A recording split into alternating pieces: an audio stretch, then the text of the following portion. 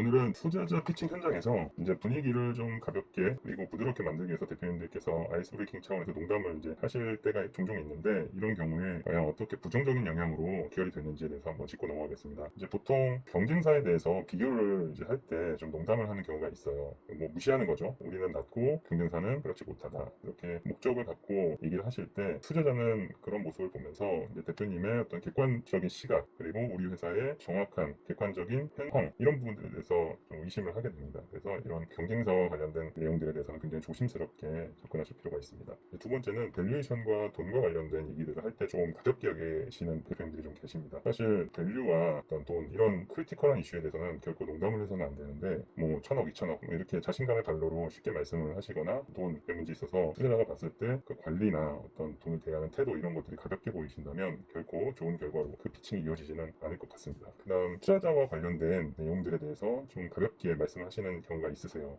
뭐 투자자와 비투자사의 관계는 어떻게 보면 투자 전과 투자 후가 조금씩 달라지지만, 이제 투자 전에 그 관계는 뭐 동등하다고 사실 말씀드릴 수는 없습니다. 투자를 하기 위해서 투자하는 어떤 곳에 내 돈을 투자할지, 이런 것들을 선택을 해야 되는 어떤 선택자의 모습이고, 스타트업은 그 반대이기 때문에 이제 어필을 해야 되는 상황입니다. 그런데 이런 상황에서 투자자를 가볍게 이렇게 대하는 대표님들을 볼 때마다 좀 안타깝고, 사실 그런 모습에서 기분이 좋을 투자는 없다고 생각합니다. 그다음, 스스로 그렇다고 해서 또 자기 비하를 하실 필요가 전혀 없어요. 겸손의 발로로 너무 나를 낮추고 우리 팀을 낮추고 우리의 어떤 모습을 또 역량을 그렇게 하이시킬 필요는 저는 없다고 생각합니다. 그래서 자신감 있게 피칭을 하시되, 진지하고 또 우리가 갖고 있는 많은 것들을 정확하게 보여준다라는 목적으로 그렇게 임하시면 좋은 결과가 있고, 그 분위기도 점차 신뢰 기반으로 해서 좋게 풀어나갈 수 있다고 충분히 생각합니다.